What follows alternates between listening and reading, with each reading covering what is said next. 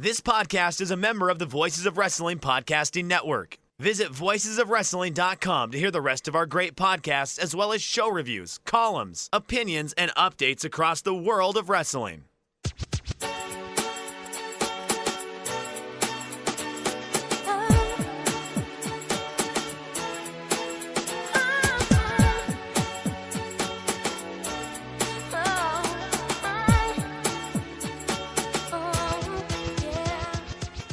This is Everything Elite, the world's best podcast devoted exclusively to All Elite Wrestling and the Elite Extended Universe. I'm Aaron Bentley, and it seems I might be a little loud for one of my friends and co-hosts, Nate, a.k.a. Epitasis. What's up, Nate? Am I too loud? I don't know if you're too loud or if I'm just hypersensitive to sound and light because I'm still in a fugue state. After returning from Japan, like almost a full week ago now, but as I know you were also experiencing, I've been waking up at like 2 a.m., 3 a.m., 4 a.m. all this week. So, at our recording time presently, really starting to crash pretty hard. But I'm gonna fight and I'm gonna hang in there and try and do this podcast for all of our real EE pod heads out there. Yeah, last night there was a Kentucky game and then Dynamite, so I literally set my alarm and took a 15-minute nap because I knew I would not make it through both of those things otherwise. So it's been pretty miserable coming back, to be honest. So yeah, much more miserable coming back than going. Going was pretty easy. I don't know if it's just the flight times that we happen to have, but yeah, it's been rough. Also, that's really exacerbated by the fact that the United States is just much worse than the city of Tokyo. I can't speak to Japan as a whole, but Tokyo is just delightful. It's just if they cleaned up to New York City so there weren't trash on the streets all the time and made it just extremely livable and pleasant. One day a real rain's going to come, Nate. I don't know what that means. What's that mean? Is that a reference? It's a Taxi Driver reference. Come on. I haven't seen it. What? You haven't seen a movie? You haven't seen Taxi Driver? Nah. Jesus Christ. It's on my queue. I'll never get around to it. Alex Scorsese, all right.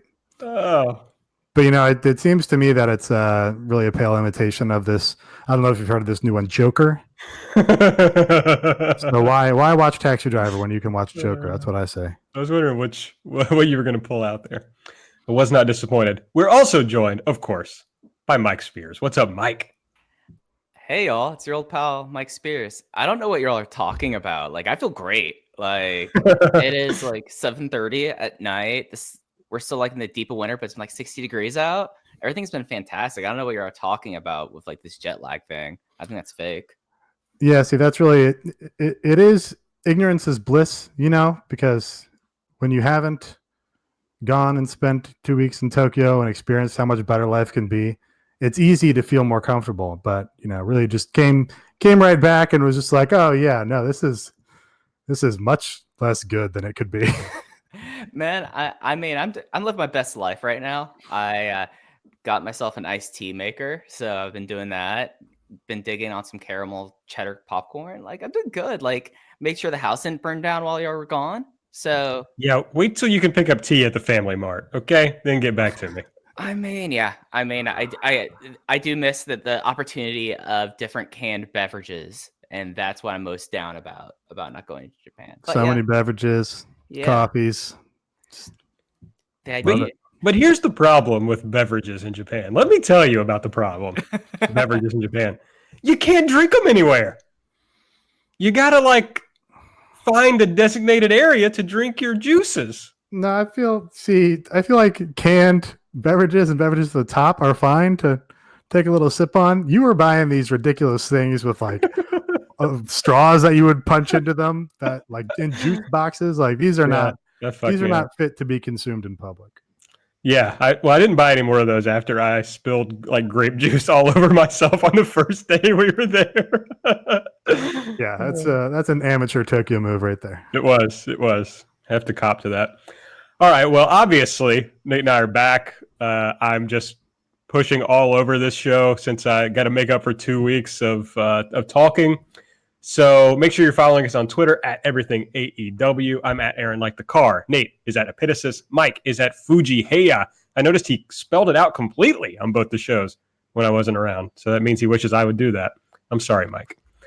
Oh, I don't And he care. didn't. He did not do it. Yeah. I don't care. That's a lot of letters. It's 9 letters, buddy, and a lot of them are the same. Ooh. At least 2 of them. That's funny. It's FUJIIHEYA. That's right. It's very quick. Fuji House, right? Yeah. Fuji Room. Is right. Fuji room. Get the right definition of what a Heya or Bea is out here. Real sumo, just ignorance being displayed here by Aaron Bentley. Sorry, but I learned like 6 Japanese phrases. I don't have room for any more in my head. But did you display proper etiquette at the show? No, clearly I didn't. I tried my best, but I failed with some consistency. It was really just not eating and drinking in public. I was bad at that. Other than that, I think I did a pretty good job of being polite. That's fair. I mean, if Mama Spears was here, she'd ask you if you were born in a barn for that. I just breaking out the Southern witticism there for Nate because I know he's missed them. So there you go. Absolutely. Okay. Subscribe to this podcast, obviously. Make sure you're getting it as soon as it comes out. You can subscribe by searching Everything Elite on the podcast app of your choice or the Voices of Wrestling Podcast Network. If you're on the Apple Podcast app, give us a rating and review. What are we going to talk about this week? We're going to play Elite or Delete, of course. It's back. We're going to run down this week's episode of Dynamite. We got ratings to talk about, and there's some news. Some new signings, some new people who didn't sign with AEW, and of course, there was a big announcement about a television deal extension, and we're going to talk about that toward the end of the show. Before we get into that, I want to remind you, of course, about patreon.com/everythingelite. We got 3 tiers. Go sign up. You can get more content about All Elite Wrestling, but also more content about other stuff that we like to talk about. This week, Mike did Breaking Strong Hearts episode 1. Haven't gotten to listen to it yet, but episode 0 was fantastic, so I'm looking forward to it, Mike. Yeah, this one is all about the premiere show of OWE from February of 2018, which is kind of wild doing a show that old as a kind of a rewatch and review, but I thought it was really kind of interesting. And then talking about OWE news, there is something that I drop in the news of this episode that, to my knowledge, has not been reported anywhere else. Wow. So that's a little teaser. But yeah, no, it was fun, just talking about how kind of much of a fever dream this show was. Like, I know, Nate, you watched some of that OWE show, and it's just so completely different than what any other concept of wrestling is. Yeah, I was a huge fan of that first show. It was, in fact, the only OWE show I ever watched. But, peaks with the highlight of having genuine idol group come out at the end to sing to the ace of the promotion and inspire him to, fight and do his best and struggle to survive. Just a fantastic piece of entertainment. And if you missed hearing what I thought about Dynamite the last 2 weeks, I did a Patreon episode, a little Elite or Delete about both of the episodes that I missed. It's gotten rave reviews from Aaron Taub. That's really it. But, at least from Aaron Taub. Do want to shout out that, Elite or Delete, the game that's sweeping not only the United States, but also the island nation of Japan, had some, people in the mentions putting it over. So I just wanted to, basically the DDT translator guy was like, yeah, Elite or Delete. So, check it out. I missed that. Yeah, you didn't see that. Oh. No. That was in our mentions? Yeah, Mr. Hakusan was saying, no, it might have just been my personal mentions, but wow. Was saying his goal was to be featured in Elite or Delete. So, he'll have to step up to the plate and do something great on AEW television, I guess. Well, come on, Hakusan. He can just come on the show and do it with us if he wants. Well, I did pitch that also, so that remains to be seen. Okay, well, Mr. Hakusan, if you're listening, you're invited on the show. Open invitation. Thank you for the sticker. Yes, thank you for the sticker. I got to figure out where to put mine. We did Light, of course. That's back. And next week, we're going to have much more bonus content for you through January. We've already had 4 bonus shows, 3 episodes of Light, and the run sheets and spreadsheets that Mike and I mess around with. So make sure you're subscribed. Patreon.com/everythingelite. All right, it's time for the game that Mr. Hakusan loves. It's Elite or Delete. I'm really looking forward to this. I'm excited. there was a lot of slander thrown around the past 2 weeks that I haven't been able to address. So I'm looking forward to doing that today, but I'll bide my time. Nate, your elite pick for episode 15 of AEW Dynamite. All right, my plan was just to pick whatever match on this show didn't get picked by you guys, so I'll jump straight to the main event. Pac versus Darby Allin. Great little television match here. Really hit all the notes that you want to see from both of these guys. You had Pac just being a real bastard and beating the shit out of the guy and being nasty and not giving the fans an inch. And then you had Darby doing what you love to see, which is having the shit kicked out of him and him fighting back and throwing his whole body and spirit into the comeback, and then just some really gnarly little sequences between the two of them here. They turned a bunch of roll-up reversals into, not all roll-ups, but, a bunch of pin reversals into like a nasty, gritty little exchange back and forth. So this kicked ass. We knew it would kick ass. It kicked ass. Yeah, this was going to be mine, but I had a feeling whoever was going to go first was going to list that. If you follow the Everything AEW Twitter account, you saw how much I was gushing praise over this match. This is the Pac that like I hyped up over the last year of the show, I feel like. And finally, AEW audiences get to see like the true character Pac and going along with that. So I thought that was a whole lot of fun. And Darby might be Pac's best possible opponent in AEW just because of the style of match that Pac excels at and how well Darby meshes with it. And yeah, no, that match absolutely ruled. AB, we actually didn't get a chance to talk too much about this on Light. What was your thoughts of this match? Fucking ruled. I was 100% right on Light about how this match was going to be good because I said that I don't always love Pac matches because he can do like kind of slow control segments at times, but that I anticipated that Darby would be able to sell the shit out of those and make them wonderful. And that's exactly what Darby did. You're right, Mike. They meshed together perfectly. And this was just awesome. I wonder, I don't think they've done it yet, but like how much can Darby lose? How long before they kind of blow off some of the excitement that has sprung up around Darby? Tough question. My initial thought about Darby was you can really beat him for a long time and make him sympathetic. And then when you want to start elevating him, you can start having him, claw back and get closer and closer and get the fans behind him. And I guess the difficulty is the crowd getting invested in him sort of happened quicker than we might have expected. So that makes the calculation a little bit different. Do you want to keep the slow burn on and have him keep getting beat by guys when the crowd wants to get behind him? I don't know that you do. I think you probably want to have him start notching some wins sooner rather than later. But you've got a lot of guys that want to keep protected here, and you want to have him in big matches against big guys. It's a tough balance. Yeah, and this did happen a lot sooner and more organically than we expected, right? Like I kind of saw Darby along the same lines as Sammy Guevara as someone that you could keep in the wings, and you knew that just organically, if you gave him time, he would become this huge star. And now with like this, you do kind of have to wonder, like that Jericho match and that Jericho story was such a good story, but having that literally in the first pay-per-view arc might make it hard because you're absolutely right. Like how much can you beat him down? And I wonder like if there's the scenario where I think it's too far. I'm just going to throw this out here. I don't think this will happen is if he ever gets a pay-per-view title shot and loses, that's like the last time you could have him beat down in that sort of way, at least with how the story they're trying to tell with this and how they do like story writing, at least from how much we're able to tell through like 20 shows. So I think that they're reaching a point, but I think there has to be like a huge tipping point, and I don't know if it's going to get there.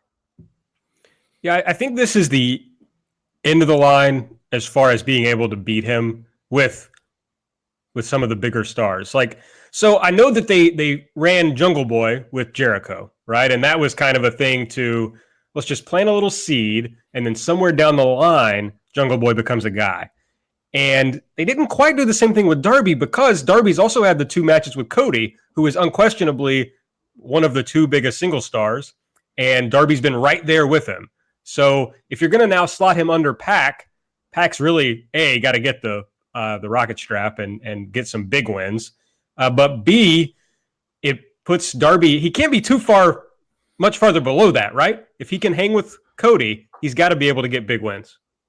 Well, I think, Pac's really on that top level. Pac basically won the feud with Paige, basically drew with Omega, right? Did they have a third match?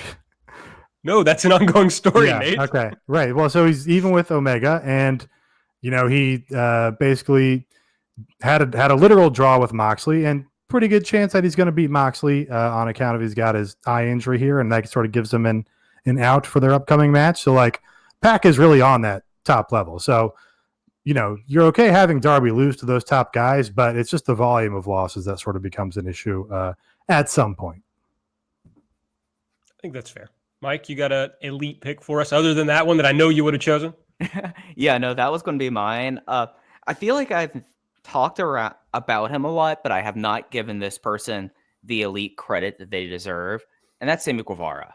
Sammy Guevara has become really, like I just talked on briefly about someone that could keep in the wings, and the way that they're treating him versus Pac versus Darby is unique, but it's a way that he always maintains his heat. He's always prominent in these big inner circle things. He's always a highlight being on TV. There's no wasted time with him. Like, I don't think there's been a Sammy Guevara match that I think has gone too long. And I think they've I don't want to say kitty gloves because that's unfair, but I think he's someone who's maximized all this. And the match that he had with Jon Moxley, it was not my favorite of the night.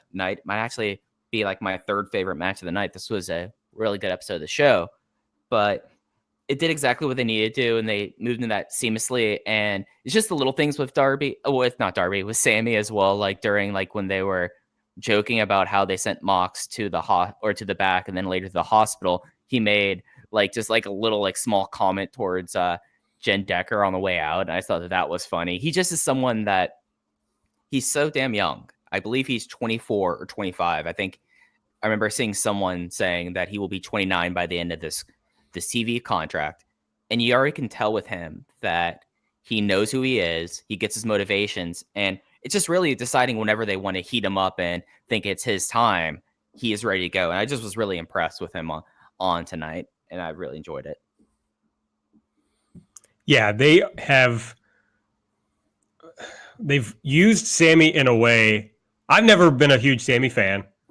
I always thought he was someone who I was told had great potential and was going to be a big star, and I just never saw it when he was actually wrestling in front of me. And even when he came out in that first show against Cody, you could see the nerves, you could see the tension, which is understandable. He's a very young guy, first match on national television. But by using him, putting him around Chris Jericho, Santana and Ortiz, these other guys in the inner circle, where he can kind of fade into the back, I think it has helped him with his, not like the guy needs a confidence boost, but I think it's helped him a little bit with his confidence and his comfort of being in the spotlight. And you just see him really start to blossom and just do what he's comfortable with. And now I'm convinced the guy's going to be a huge star. Yeah, I like Sammy. Always liked Sammy. Any thoughts on Moxley giving him too much in this match? That was Meltzer's complaint. I thought it was fine because it just distinguishes Sammy a bit. Moxley is killing these other guys in squash matches and stuff. So just kind of draws more attention to Sammy for the crowd. Like, hey, you're going to get a good match. And look, this guy's hanging in there against pretty much the most protected guy on this show. Because even Jericho took a pin from Scorpio Sky. So no, I think it was the right thing to do. I think it was the right way to lay out the match because exactly like you said, Moxley has squashed a lot of people. And Sammy is Drew Spears had the great comparison that he's like X-Pac or, that era of Sean Waltman. And so he can kind of be the big shit talker who you would normally see then get his ass kicked. But here instead, they tell the crowd, like you're saying, Nate, that no, this guy's serious. He's somebody to pay attention to. And it doesn't hurt Moxley at all. So why not do it? Yeah, it's important to give your lost post a spine. Like, I know that's something that Drew and I were talking about a couple weeks ago, how Sammy's like this great Lost Post kind of member in this unit, but he fought back. And I mean, there are the people on the show who are clear jobbers who should not have like elevated ring time and not go 50-50 or 51-49 with Jon Moxley. Sammy Guevara is not one of them. He is no Brandon Cutler. He is no Peter Avalon. So it's fine. Like, if anything, this is something that could be used as an arguing point for Sammy going forward. So I think people who think that Moxley gave too much to Guevara are just out of lunch. All right, here's my elite pick, and it kind of ties into a bigger picture thought I've had about watching. I've kind of watched 3 episodes in really short order, and 2 of those, or at least one of those, got a lot of guff on the internet. But my thought is AEW has really figured out TV wrestling. Like, the TV matches are all very good. They're not giving you classic matches on TV, but they're giving you good television matches that are all worth watching. Where they've struggled is telling stories, executing stories in a compelling way. They had a lot of good ideas about stories, but most of them haven't been executed that well. When you look at the ones that have been executed well, first of all, they largely include Chris Jericho, which I think says a lot about why they've been done well. But it gives them something to study, to look at, of like, how have we been able to escalate these stories? And Mike loves talking about beats. How have we found like a bigger beat, a more important beat each week to build these?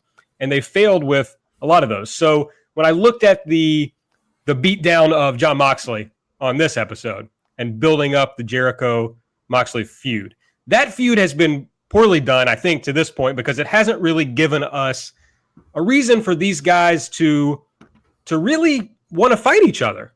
I mean, the stuff about offering Moxley stuff, we knew where all that was going, right? We always knew that he wasn't going to join the Inner Circle. So I don't know why I would now feel like, oh, these guys should dislike each other more and they should have a wrestling match. But this beatdown, they kept it really simple and they just beat the shit out of him. They like embarrassed him in the middle of the ring. So great way to tell the story, a great way to escalate it and to make it seem more compelling for a wrestling match that'll pay off eventually.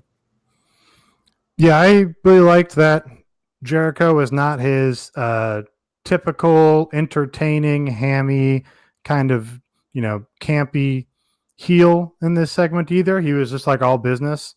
There was no, rock star flair or, weird dad shit going on. He's just like, I'm fucking stabbing this guy now. And it kept, pretty much played it straight. And I thought that was the right choice for this segment. And it's something with Jericho that it took Cody a while to really light up that feud. It wasn't the big contract signing. It was the big speech Cody gave in Charlotte and then the brawl that happened after that really kind of set it up and kind of went away from like rockstar Jericho to just brutal heel Jericho. So I think that that's something like we all know what the end point was. And you could say that they were trying to book backwards a lot with this mini tournament that they were doing. But I feel like that this beatdown in of itself was well enough done that you now have like doubt into it. Whereas before, I feel like we would have just said, oh yeah, no, Moxley's beating these 2 people now getting a title shot. Now we're going to go like, okay, is Moxley going to, in show canon, even be on the boat this weekend? Is he even going to be medically cleared? Like now there's these little inklings of doubt, and it's a necessary hurdle and stakes to be added to this feud. Yeah, I just think wrestling is and should be very simple. I mean, the Cody Jericho story was very simple. You look at Jericho and Scorpio Sky, Jericho and Jungle Boy, Jericho and Darby, like all these very simple ways of getting to these 2 people don't like each other, and so they have to have a fight. And instead, a lot of the stuff that people say is bad about AEW is when it gets too complicated. I mean, this Nightmare Collective stuff, I'll just go into my delete pick here. The Nightmare Collective stuff is shit. I mean, it's really bad. And it was obvious in the women's match this week because it's just, there's too much going on with it. You're trying to mix in the hair stuff. You're trying to mix in Awesome Kong. You're trying to mix in Brandy's like weird work shoot comments on commentary when there's no reason for us to care about any of it really. And unfortunately that was mixed in this match with even Hikaru Shida and Chris Statlander not doing a very good job of just like straight up wrestling. A lot of bad strikes in this match. Everything kind of looked weak. And that's rough when you're put in there with two people who aren't very good. You really have to, they should have carried the load here and they didn't. And I hate, of course, to come out criticizing the women's matches. I always try to defend the women's wrestling in this company, of course. But this was like so bad it shouldn't have been on television. Yeah, I mean, the Nightmare Collective stuff is the obvious weak link at the promotion at the moment. The story that they were trying to tell in the match, they pretty much told successfully, and that they got the crowd by the end of it. The crowd got behind the babyfaces comeback and the big Statlander finish. Brandy was selling for Statlander like she's a monster. Statlander looked like a beast because she, picked up the large woman that they were selling as a big monster and dropped her on her head. So, in terms of did this communicate the intended message that this segment is supposed to communicate, I think it did. But, it was not a particularly thrilling match to watch for sure. Yeah, the match stank. Like, I'm not going to mince words. They when I talk about beats, there are beats every week for this whole entire Nightmare Collective thing. It's just they're not satisfying. And the story they're advancing, no one cares about. And it's something that for a crowd that I am happy that's probably not one of the biggest crowds. Miami brought it pretty much all night. And it was something that I thought that was pretty remarkable that completely drew everyone out of the show. So I think that kind of tells you what's going on with it. And it's also trying to figure what's the end point of this? Like everything else we could see where like the possible end goals are, just so that you just have to kind of think about it and go like, okay, we're going to take these steps along the way. Where the fuck is that? What the fuck is the end game for the Nightmare Collective at this point? Hopefully the point is that Chris Statlander is going to beat Brandy and she's going to beat Kong if Kong can wrestle, and it just puts her over. But that can't have been the plan from the beginning, so who knows? Right. That's probably the audible. But yeah, I don't, because Brandy has, that privilege where she gets to make the work to shoot comments and, take on the outsider's perspective to the show. But that sort of muddies the water. This water is always muddy in terms of where does, kayfabe start and stop in this promotion, but don't really know what her goal is with respect to the Nightmare Collective. I guess to be in a position of power, which, she already is. I don't know. It's very silly. All right, what else was bad, Mike? I'm not sure what that came out really aggressive. Yeah, really aggressive. Like, is this about how Kara pointed out that we need to rename Delete because that's a WWE IP? Is that why you're getting like that at me? I haven't gotten to that. I don't think WWE owns the IP. In point of fact, I think Matt Hardy owns the IP, right? Because there was the whole thing where TNA had it. Oh, that's right. He does. I think Matt Hardy had to buy it from them. Mm-hmm. Maybe. How about that, Kara? Yeah, Kara. Well, okay, that's fair. How dare you do an episode that everyone enjoyed? So you took the obvious one. Something that kind of irked me though is just the overall presentation of Joey Janela, and I feel like that this pre-tape that they had with Joey kind of best illustrates my point with that. Just because Joey Janela got over on the indies by basically three things. One, he was someone who understood how to use creativity best amongst the independent wrestlers. And it's to a point now where everyone is openly just copying him, but don't get the fact of what the creativity means. So 1, 2, he was able to do stuff that I realized, I can get popular and get popular attention for this. Like that Zandig spot was on ESPN a lot. Like he was able to kind of grasp in there. And then 3, his friend John Carlo making the videos and understanding like culture in a certain way, especially wrestling culture in a way that really is remarkable and played into point 1. This Janela promo was weird. He sounded really off. Like he didn't sound like Joey Janela to me. Like it was very much like, I hate to constantly do this, but like WWE Joey Janela giving a promo versus actual Joey Janela, whereas a lot of people in this promotion who've stepped into these roles have been able to keep their authentic voice.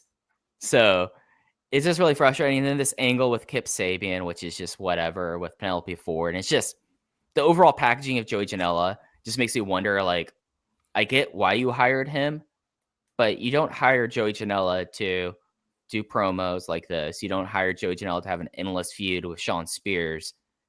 I just wonder like what the deal is. And that was really discouraging to watch. And it kind of came to a head in my head during this episode. Yeah, I agree. It kind of feels like we're getting the version of Joey Janela that we would have seen if he went to NXT and it was like, this is the NXT version of Joey Janela, where we're taking this unique, fresh voice on the independent scene and we're putting him into this NXT assembly line and turning out basically a more generic wrestler, I suppose.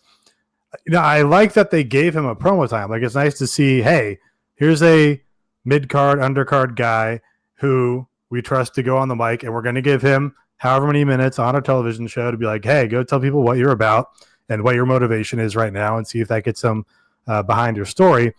But, yeah, he's had better promos on the social. He's had other promos that have been more engaging and less generic in other outlets recently. You get more of his authentic voice out of his tweets than you do his promos, and they just have to, you know, I don't know. This is probably a lot of projecting. This is probably projecting based on our experience with talking about his Evolve match and then him blocking us on Twitter. But it feels like he is trying to aim toward being like a more complete or legitimate wrestler in a traditional sense, and I think that is kind of separating himself from what got people invested in him in the first place. And yeah, he should just be more true to the Joey Janela experience. Right. Joey was always a guy who seemed very comfortable in his own skin and someone who knew who he was and was happy to be who he was. And this was not that guy in this pre-tape. He did not seem comfortable. I mean, he repeated him. They should have reshot this promo. He repeated himself multiple times. Whole thing about it's a new year, a new Joey Janela. He must have said that 3 times. The last line, I'm going to show everyone why everyone says Joey Janela is a bad, bad boy. Well, that doesn't make any sense. They should have just redone this whole thing. But I think he's lost confidence in himself, perhaps because it seems like the promotion has lost confidence in him or doesn't exactly know what to do with him. But, you know, I listened to the Darby Allin on Talk is Jericho podcast, and Darby made the point that basically he gets to do whatever he wants to do. And the videos that everybody puts over, like Darby makes all those and just hands them in and they play them on TV. And he comes out with the guy in the mask because it was his idea. And it really makes you wonder if the reason why some people have succeeded on this show and some people haven't is because those people are just more creative than the other people. And that people are really sinking or floating. What am I trying to say? Swimming, sink or swim. Swimming. Yeah, that's right. Or swimming based on their own ability to get themselves over. You know, Mike said something I hadn't thought about. How much was Giancarlo responsible for Joey Janela? Yeah, like that's something that I have kind of tackled in my brain over the last few weeks. Like the more I especially since the start of this feud, just because his wrestling hasn't changed. Of course, he's not doing crazy like death matches now, but a lot of like Joey Janela's rise were his kind of crazy videos that he shot with his good friend.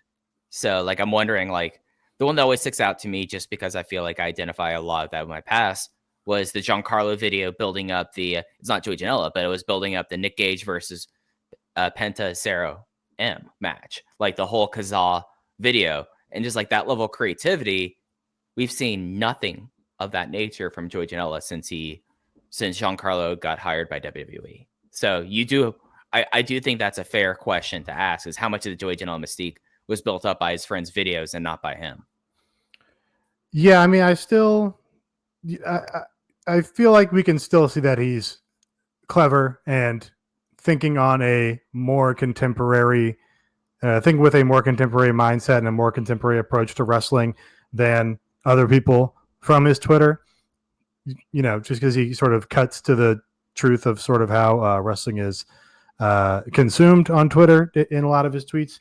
So, I can't, conclude that, it was all Giancarlo. Giancarlo was the creative force behind all these videos.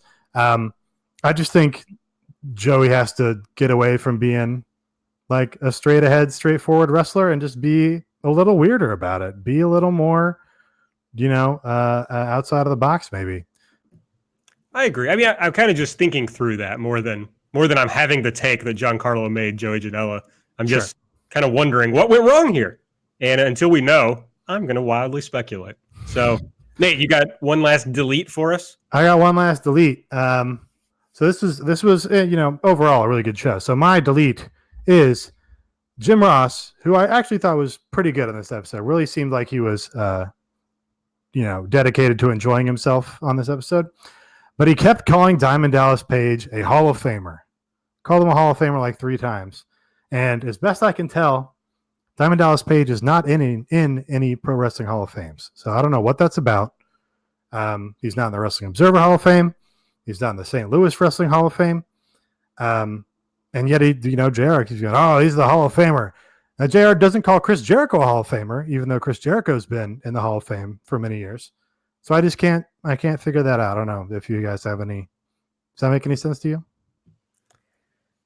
No, I thought the same thing when I heard it. I thought maybe it was like something other than wrestling, maybe that he's really good at that I don't know about. Is there a yoga Hall of Fame? It could be a yoga Hall of Fame. I don't know what else he's good at other than that. He used to have really great hair back in the 90s. So I don't know if there's a Hall of Fame related to that. But guys, he actually is in a Hall of Fame. Oh, it is the George Tragos and Lou Thez Professional Wrestling Hall of Fame. Oh, okay. So, yeah. Where's I don't that know. one located? I think that's the upstate New York one. So I've been doing. No, I'm sorry. It's Waterloo, Iowa. My bad. But other than that, I don't know if there's a Yoga Hall of Fame. Maybe Georgia Business People Hall of Fame. Although that sounds utterly toxic and should be burnt to the ground. But great people from Jersey history. Fort Myers bar owners. Like, I don't know where else he could be a Hall of Fame at. Okay, the Iowa one, that does, at least he's got some claim to being a Pro Wrestling Hall of Famer somewhere. Mm-hmm. I don't think that JR probably knows that, but yeah, that was just very frustrating in my opinion. I will, while I'm talking about JR though, I'll put over the fact that they did, at the top of the show, they did a graphic for Rocky Johnson, and then JR also shouted out Kendo Nagasaki and La Parka and Pampero Firpo, which is like something that this promotion has been good about, where even going back to the first All In, there's like, the other company does not own wrestling history. Wrestling history belongs to all of us, and we're going to, stake our claim on it. And it's like, there have been so many times when significant wrestling figures passed away, and Raw did either literally nothing or did one graphic in the third hour or something. So it's just nice that, JR shouted out all those other people. And he pronounced them correctly. Yeah, well done. A real upset. All right, well, that's Elite or Delete. Let's talk about ratings. So while we were gone... Okay, we're going to get comments about it. The joke is that he's in the WWE Hall of Fame. That's the joke. Just so the people... The people are going to add us on the mentions that I don't want to explain it 10 times. No, they're really going to add us. Yeah. I, as someone who's been having a lot of people in my mentions today, I was totally okay with it just sliding. And just I would get immediately annoyed. It's not a real Hall of Fame, people. It's fake. Okay, the end. All right. So ratings. The ratings have really changed a lot while Nate and I were gone. So suddenly... AEW does like right under 1 million viewers each week.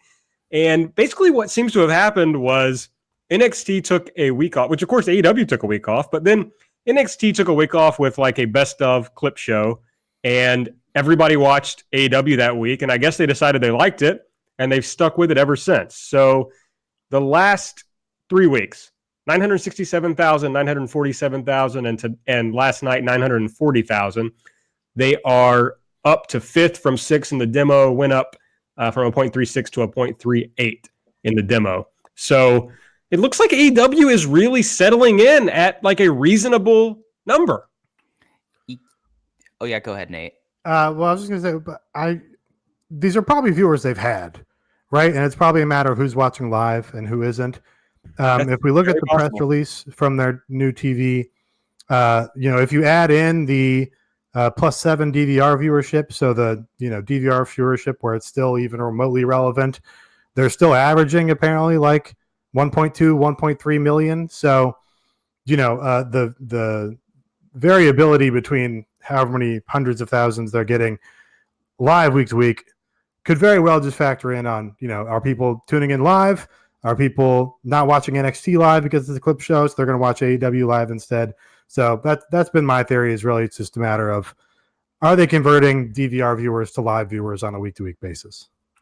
Yeah, and I think that that's a pretty valid point, especially like looking at, we're pretty much out of the holidays now. There's not going to really be too many moon landing-esque TV events on Wednesdays for the rest of pretty much until, I can't think of the next like big Wednesday like TV show that happened. Like they also lucked out. Jeopardy finished in 4 nights. So like that was something that was getting crazy numbers. But I do think that there is an aspect of the fact that they were off and then people were like watching over the holidays and then catching up with it. I also do think like you like look at how like NXT is, and when you look at like their trends, especially like when you compare when AEW debuted and then when NXT picked up, that was all kind of buttressed by the main roster showing up there and then being prominent on the main roster. Ever since then, we've seen it wane and wane and wane, basically to the point of where it was on the first, where it was that clip show, and it was at 548,000 total viewers and 0.15 in the demo. So it does seem like that unless the main roster is around, they're not gonna like this might be approaching their floor again. And also worth noting, this was the longest overrun they ever had. They were on air for 131 minutes, so they went 11 over top the hour. And a big thing that's always been reported is how many people flip over after AEW's over. So if you just like take a look at the 2-hour blocks, it doesn't seem like that. It seems like they're doing even worse. And then big shouts to AEW getting really close to the 50+ demo that they've had a stranglehold on. How valuable those seniors are. So yeah, it's interesting though. And it's something that other than WWE main roster participation, I don't know what really they can do to make this into a quote unquote war. Yeah, I think that increase in 50+ viewers is a big red flag for AEW. I think if you're getting competitive in the 50+ range, then you're doing something wrong. So I think we need more Outlaw Mud Show bullshit, more irony, more meme wrestlers, more gimmick booking. Just got to drive those people away if it's going to be a hot product. Yeah, I definitely think, there is this glut of viewers who are deciding which of these shows to watch live each week. But that can't explain everything, because when AEW did 967 to NXT's 548, well, they're still doing around that number, and NXT's back up in the 700s. So there's not a ton of people who are now switching back over to NXT, and yet AEW is staying around the same. So I think Nate's onto something, that they're converting some DVR viewers into live viewers. I'm not exactly sure how or why that's happening. But obviously Turner is happy with the ratings that AEW is getting. We'll talk about that more later, but they just signed a big extension for 4 more years, and we'll get to that. All right, let's go through the rundown of the show from this week for the stuff that we haven't really hit on yet. So they opened immediately with everybody in the ring this week for the Young Bucks versus Page and Omega versus Proud and Powerful versus Best Friends match. Ultimately, Hangman Page and Kenny Omega won.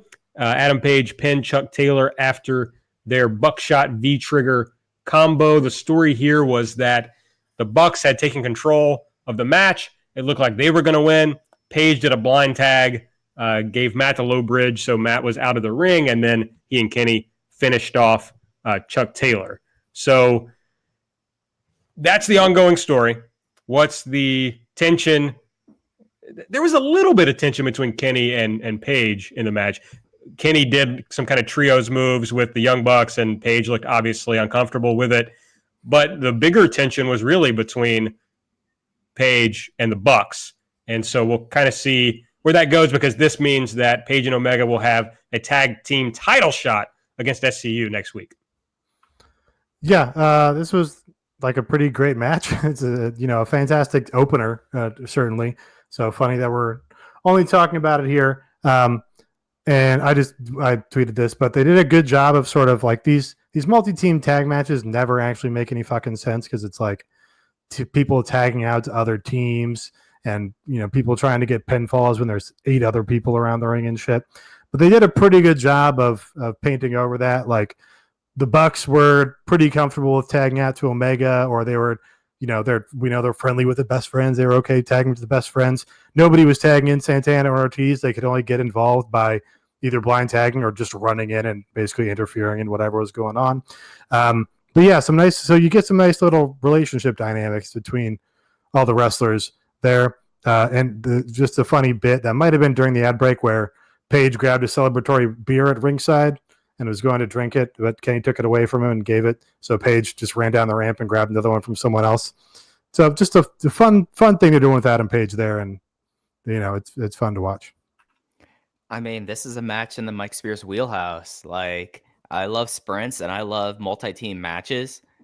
I think that people who are frustrated with like multi-team matches, maybe I'm so used to the drag system style of every team has someone in the ring at the same time. So it's a 4-way, it's 4 people in the ring. And you have the option of lucha tags, so you don't have to formally tag, so you don't have that construct in your mind.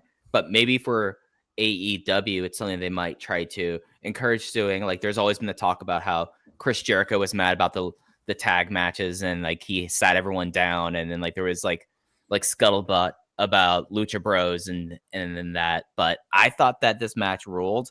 I thought it had a blast of a final stretch.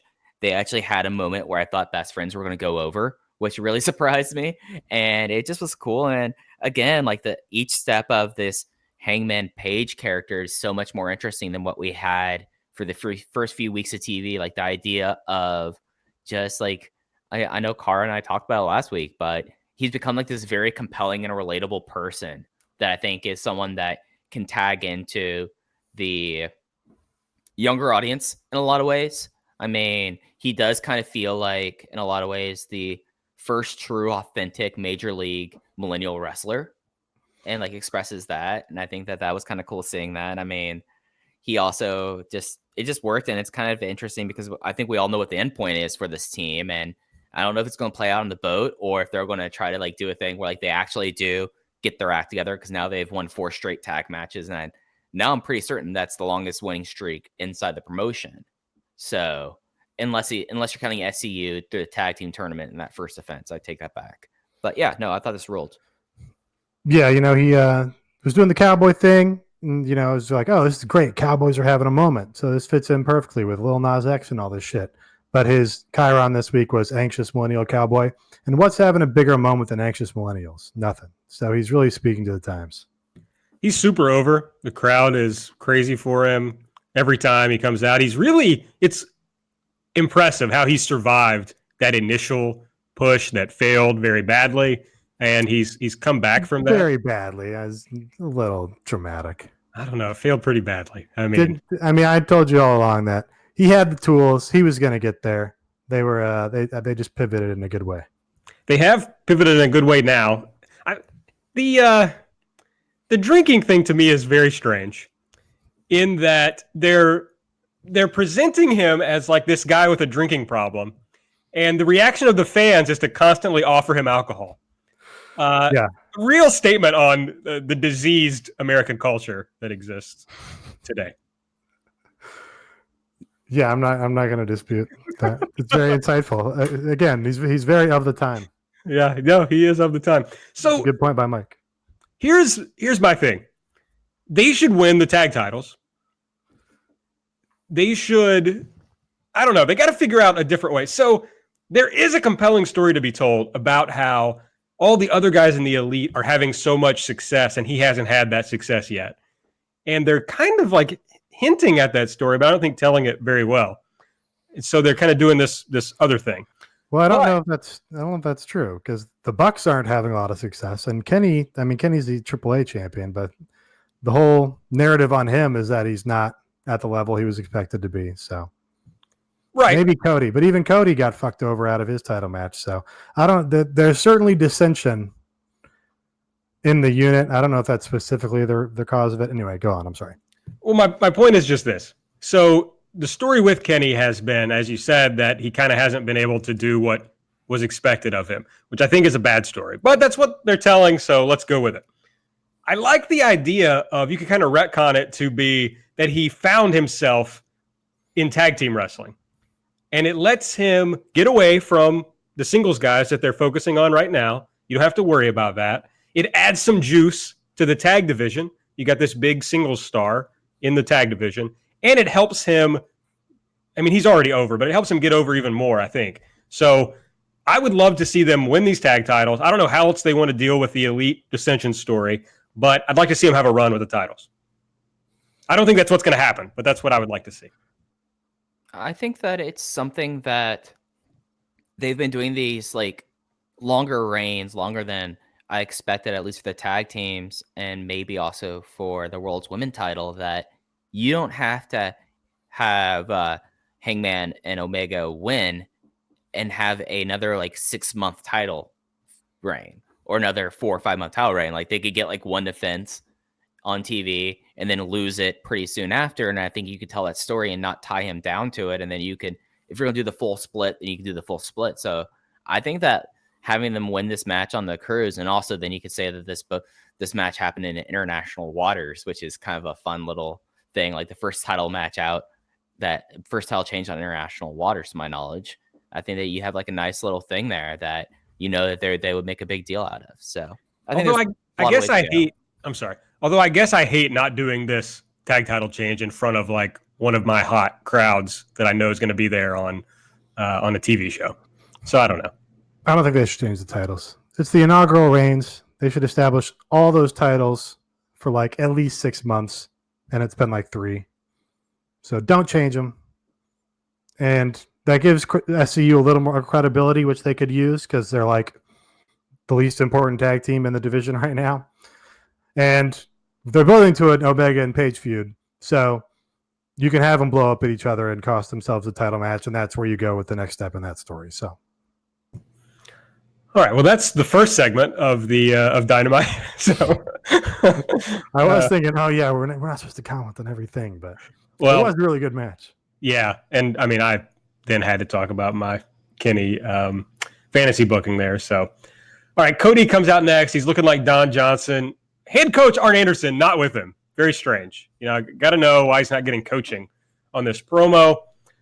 He basically says, I was out here a little pompous when I was asking MJF, you know, how I could get a match with him. Now he's giving me this expensive price. And then it's funny because Cody also does like the work shoot stuff like Brandy, right? I don't know who gets it from whom or, you know, why they both want to do these work shoot comments. But Cody says that MJF's acquaintance with Wardlow is interesting because he's afraid the audience might figure out that MJF should be carrying Wardlow's bags instead of the other way around. He says he doesn't care about the no-touching stip because he lives rent-free in MJF's head. And then I didn't know this. Is it true that MJF was on whatever talk show? Yes, you can find the clip. It was the Rosie O'Donnell show. Rosie O'Donnell, very funny. So he says MJF wanted to be famous his whole life. He had pageant parents. And so now he lives off the old school wrestlers who gas him up. And he says that MJF does less because he can't do more, which I think is probably true. It's a good line, if nothing else. It is brutal. That was probably the one line that I was like, okay, Cody, like you're getting in there for this. This is like when I was like, all right. And they played on that point later in the show. So it's interesting. So Cody accepts all the stipulations. And he closes by saying he knows that having this match means he failed as a mentor, but this is not MJF's story. MJF is merely a chapter in Cody's story. And at Revolution, he's going to give MJF his own goddamn scar. So to connect these threads, I think he took that. He said, didn't he quote his friend Kevin on that line? As my friend Kevin said, you do less because you can't do more. Yes. Am I remembering that correctly? Yeah. That's Kevin Steen, right? Mm-hmm. Okay. So yeah, that's basically Kevin Steen, Cody, and Brandy Rhodes all have the privilege of they're allowed to take the role of the viewer and make these work shoot comments in criticism of the show, and that relates them to the viewer and gets them more over his baby faces. So that was very very relevant that they get that privilege. I don't know if everybody in the promotion gets that privilege, but the executive vice president does apparently.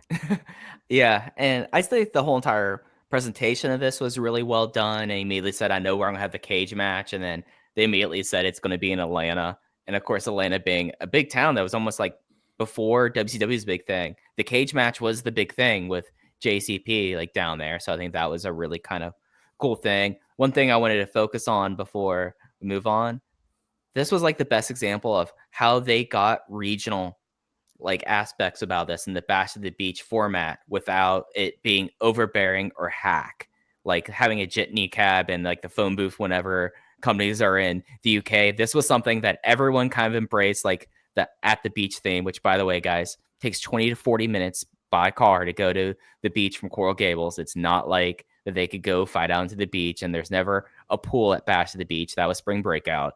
But the idea, like, Fabe it, Mike, fabe it, shit. But like my favorite thing about this is like it Cody, of course, what he was going to do the Crockett look, and then you had Justin Roberts who was rocking the Guayabera shirt, like he was looking like he was really dadding out there. And I thought like the overall vibe of it, like it wasn't to the extent that they could have gone, but for the amount they did, and I think Cody best exemplified it. Like you had the neon, it felt like a Miami thing. As a former Miami resident, I thought that ruled. I didn't like this promo. Oh, okay. It wasn't his best, but it was functional. I'm just not into this story. I was kind of struck by the crowd really seemed invested in the lashes stipulation, which was surprising. Like I can't imagine in WWE that it'd be like, oh, the babyface has to do a grueling task to get his match. Is he going to do it? I feel like the crowd would just be like sitting on their hands, like, it doesn't fucking matter, whatever. But they were like, no, don't do it. Or like, yeah, do it. I was like, oh, wow, they got him with that. Yeah, there's a lot of investment in Cody. All right, the Janela pre-tape was next. We've already talked about that. They followed that up with Chris Statlander and Hikaru Shida defeating Brandy Rhodes and Mel. Chris pinned Mel with the Big Bang Theory. And, of course, Brandy was in this match instead of Awesome Kong because Kong could not be medically cleared. Brandy said on Twitter later that Kong was sick. I'm not sure if she was sick or injured. Hard to say. Then there was a Dark Order vignette pre-tape.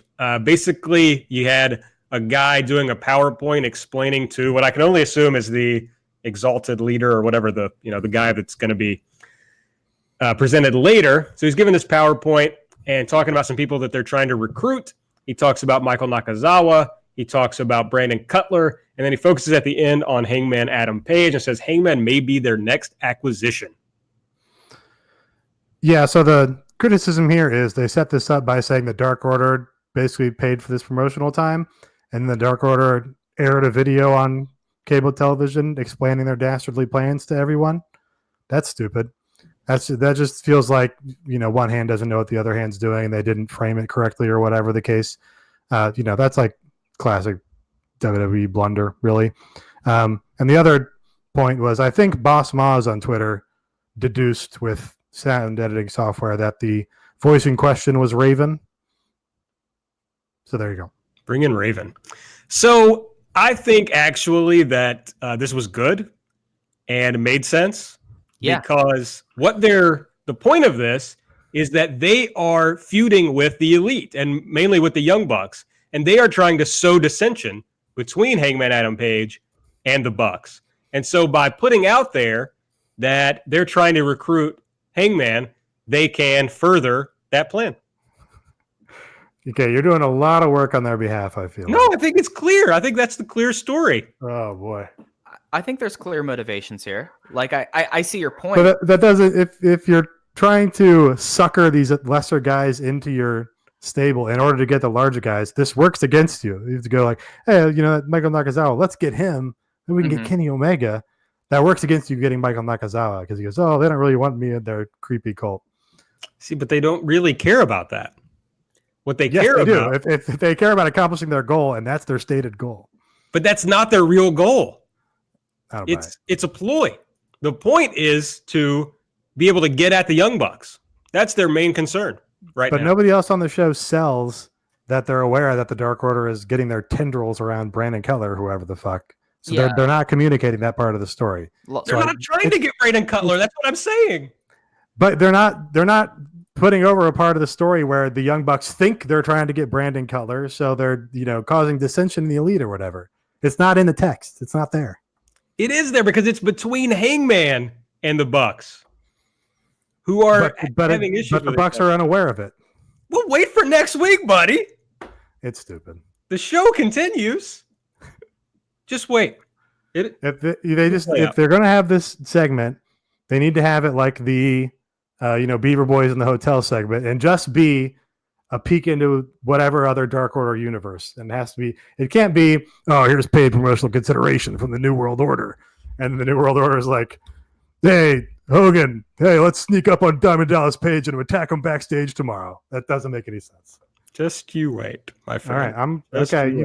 You've been right about the Dark Order thus far, so I'll take it on faith, and we'll see what happens. I'm officially back on the Dark Order train with this promo. Baby. I know I've been flip-flopping a lot, but I like how this was. If it's Raven, that's even better. Like, come on, like we were all building up like personal ideas, but having Raven as like the spooky cult leader businessman is even better than anyone else in that role, and especially for the audience. Like with how this audience is and how it feels like that they're trying to go after certain audiences now. Getting Raven is going to be a big get for them for that audience, not necessarily for like matches, just because it seems like for how these are going, they're going for people. Like I've talked to my friends who are more casual wrestling fans, and they say like, oh yeah, no, I like AEW because it feels like WWE, but done better. And having Raven come back like this is like a straight up Attitude Era like thing. And it's going to be a good role there. Is it something that a lot of people inside like the wrestling bubble are necessarily going to like? No. But is it going to be someone that I think would be very interesting and can help out viewership? Yeah. So yeah, absolutely. Bold take by me. I do not think Raven is going to be a draw in 2020. I think the more likely and better pick for the Dark Order leader is Broken Matt Hardy. I think that's the direction they're going in. Raven was probably just hanging around the DDP Yoga studio, and they threw his voice on here. That's my guess. But I do like the boardroom stuff and the weird corporate Scientology cult way better than the hanging out in caves and around a campfire doing initiation stuff. This stuff is way better than that stuff. So if they keep it in that direction, I'm happy. My favorite Dark Order stuff is when they end the show beating up all the baby faces. I think they should do that more. All right, next up, Jon Moxley defeated Sammy Guevara with a rear naked choke. He caught Sammy trying to do a moonsault press. This means that Moxley gets a number one contenders match against the winner of Darby and Pac, which, of course, we've already discussed. Thoughts on the match before we talk about the post-match? No, we've already talked about the match, I guess. Liked it. Sorry. It was good. Sorry, fuck me. Post-match.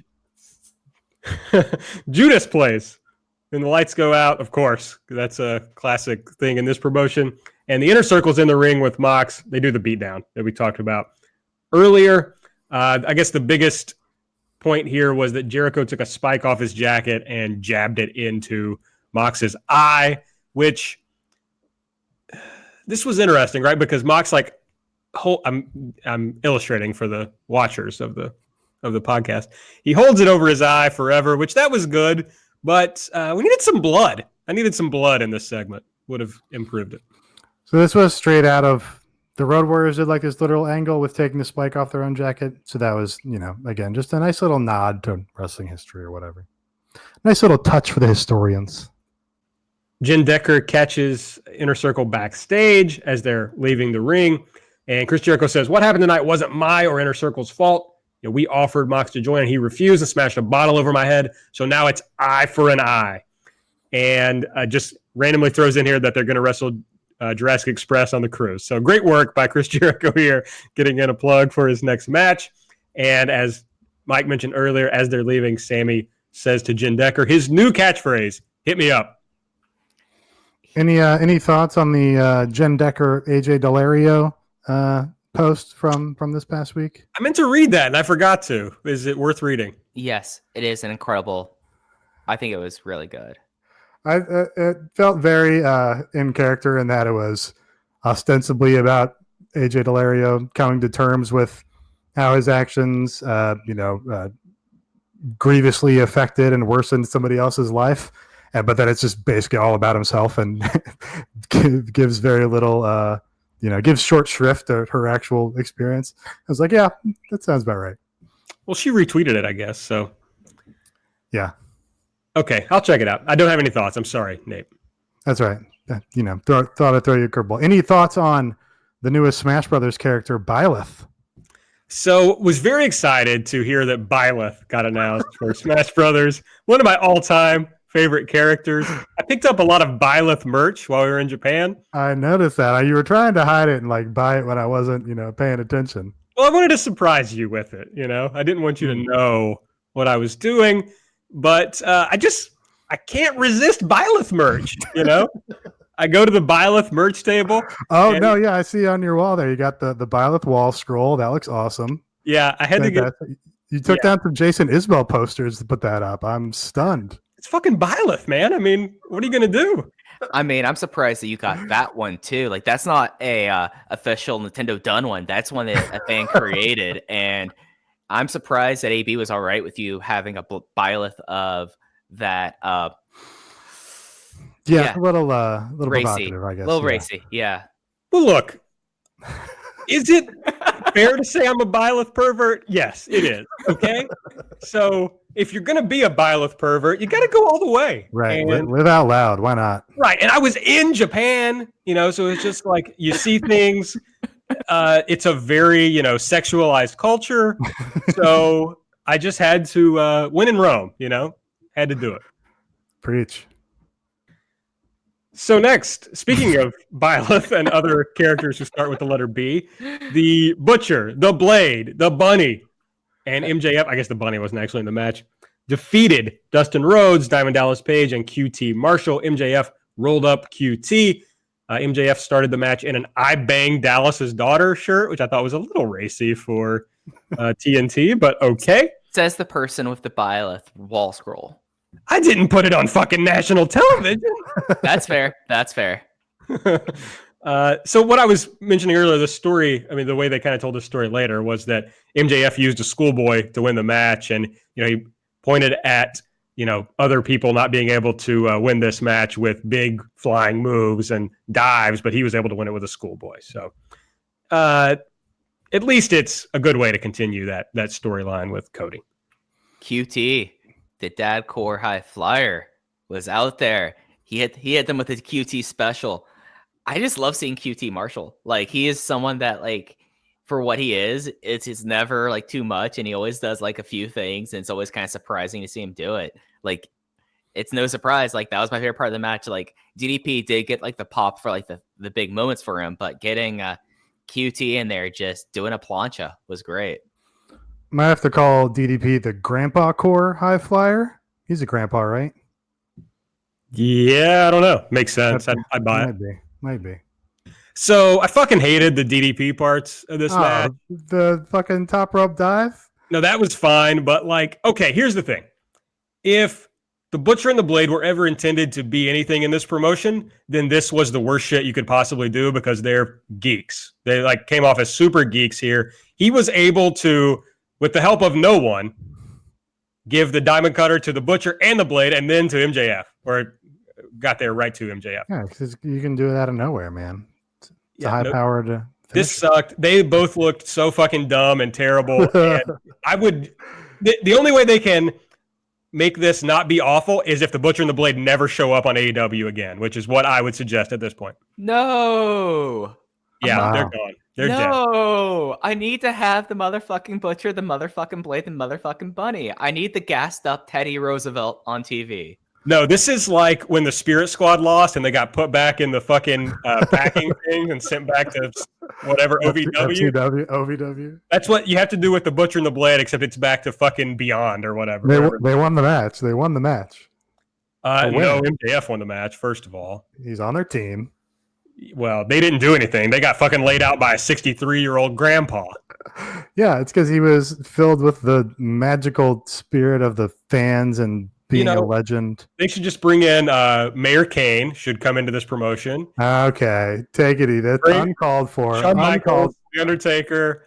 Just bring all the legends in and let them beat up everybody else on the roster. I think that'd be great.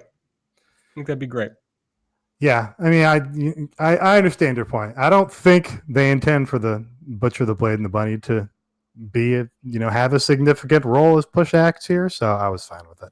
This was all dressing for the Cody and MJF story, really. All right, Jen Decker's backstage. She's with SCU. Adam Page interrupts, spills his drink on Christopher Daniels, which makes Daniels pissed off. Kenny Omega intervenes, and he says that they are going to have a gentlemanly contest with SCU. This was where we got the match announcement, Cody versus Wardlow in a steel cage. Not till February 19th. We got a month until we're going to see this steel cage match. Got to promote that show. Got a lot of seats to sell in that building. Yes. Next up was the Pac and Darby match. Of course, Pac won with the Black Arrow. So, Mike, you talked about this. They didn't want to see Darby tap out to the Brutalizer, and they did not make him do that. They also introduced the Last Supper and had Pac kick out of it, which was a little bit of a surprise. Like, I thought if he was going to win this match, it was going to be with the Last Supper, like doing, how much of a flash pen pervert I am, like debuting like a big flash pen for him. And yeah, no, it was a Black Arrow. It was clean. And this match rocked. Like, this was probably the best match they've had in the calendar year so far. Yeah, when the Last Supper came out, I legit popped and legit thought it was the finish of the match. So very bummed that he was able to kick out of the Last Supper. Yeah, Darby should never tap out. Remember when John Cena just tapped out Sabu like in the middle of a nothing match on Monday Night Raw? Anyway. Yeah, and Darby already tapped to Chris Jericho. Yeah, should never tap out. No, he should have eaten a Painmaker, fuck. Should have eaten a Judas Effect. Don't eat the Painmaker, I guess. Oh, forgot to shout out the Hager Effect earlier in the beatdown. Oh, that's right. I did. That's my bad. I mean, I forgot it also. Post-match, Tony Schiavone comes in. He's interviewing Pac.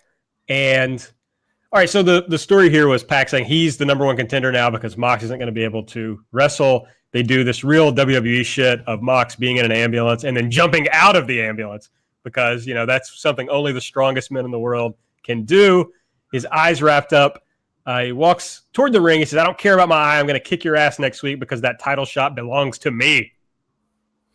Now, are we supposed to believe the audio for Pac's promo was like loud enough throughout the arena that it got backstage to the loading docks? No, they were playing it in the ambulance, I'm sure. So it had like speakers. Like a local radio, yeah. One of those shortwave broadcasts where they got it on the ambulance radio? Okay. Right. Actually, I have a better way to explain it. So they made a big point that Dr. Sampson was with him in the ambulance. Sampson had the TNT app on his phone because as the head of medical there, he has to make sure, like, if something's happening, he doesn't want to say, I didn't see it because I was in the ambulance of Moxley. So he was hearing it from Sampson's iPhone and was like, oh, well, fuck this, and then busted his way out there. So there we go. Boom. Rational. Mike Spears saves the day. Makes perfect sense. And now that you mention that, I think I even saw it on his phone a little bit in the segment. You guys Half-Baked fans? Yeah. I mean, I watched a lot of Comedy Central in the 2000s in my dorm and watched that. Airheads, PCU. I don't think Biodome was on there, but I saw Biodome a lot too. I watched a lot of bad movies. Love Airheads. I've probably seen Half-Baked 6 or 8 times, and I have no memory of it. Mm-hmm. Well, every time they talk about Dr. Sampson, I think of, I want to talk to Sampson. Okay. You guys remember that? The Dave Chappelle character where he's like the big time weed dealer? No memory. I remember it. Yeah. So fucking funny. Okay. Well, I won't continue that then since nobody remembers it. But this thing about jumping out of the... Mike popped. You can talk to Mike about it. That's true. I haven't watched this movie in 10 years, so I don't go get a drink, go to the restroom. I'm going to go to bed is what I'm going to do. So yeah, jumping out of the thing sucked. Here's my real beef with this segment. Pac only every other week does this thing about that he wants to have this other match with Kenny Omega, and he's going to kill everybody until he gets this match with Kenny Omega. But on the odd numbered weeks, he just ignores it fucking completely. And he did again here. You got to like just throw a little point in this promo about it. Otherwise, it just makes no fucking sense. I appreciate that they respect the fans enough to have faith that we can remember things for longer than 1 week at a time. And I appreciate that respect that AEW offers us. He didn't need the match with Kenny at the moment because he's on his way to a world title shot. So, he's put that on the back burner for the 30 seconds of promo time he got. Well, this match was announced last week and he still did it. Yeah, I don't know what happened last week. All right. That's everything from Dynamite for this week. Here's what they shot for Dark, 2 weeks worth of Dark because they will not be filming Dark on the Jera Cruise. So Big Swole took on Diamante. Nyla Rose and Shanna had a tables match. Dark Order took on Brandon Cutler and Sonny Kiss. There was a Jurassic Express versus Strong Hearts match that I'm sure Mike is fired up about. Joey Janela took on Ray Phoenix as he teased in his pre-tape promo.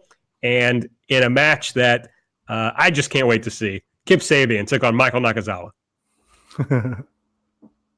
It's the biggest match of the whole entire night. I mean, I can't believe that they waited to tape this. I guess this was in taping order. I hope everyone stayed there. I know it's getting late in Miami. Coral Gables has weird sound ordinances, but I wish everyone was there for the most important match of the show. Kip Sabian versus Michael Nakazawa. It's just central. weird. It's just weird you wouldn't announce that in advance, and sell tickets for. Yeah, honestly, I think they kind of fucked up by giving that away and not putting it on the big Atlanta show. Like, oh yeah, man, you got to sell tickets for that show. So yeah, and you're already doing a steel cage match, but you could have done the double steel cage match. Oh, they could have done the triple cage. I mean, triple cage would have worked. You could have done, if you want to do fucking War Games, it should come down to Kip Sabian versus Michael Nakazawa. Right? Yeah. I mean, you have the Hybrid 2 and Kip Sabian. I'm trying to think who their fourth would be or the fifth would be, and Michael Nakazawa, of course, with the Elite. Okay. Yeah. All that matters is Sean Spears with them. Perfect. Oh yeah. Perfect. There we go. Cool. Yeah. Okay. Well, we booked that, so they should have done that in Atlanta, obviously.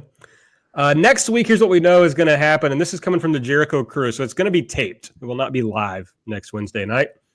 It might not be on the cruise. Dave said they might be doing it at port. They might be stopping at port and doing a show like in the Bahamas. That sucks ass. It needs to be on a ship.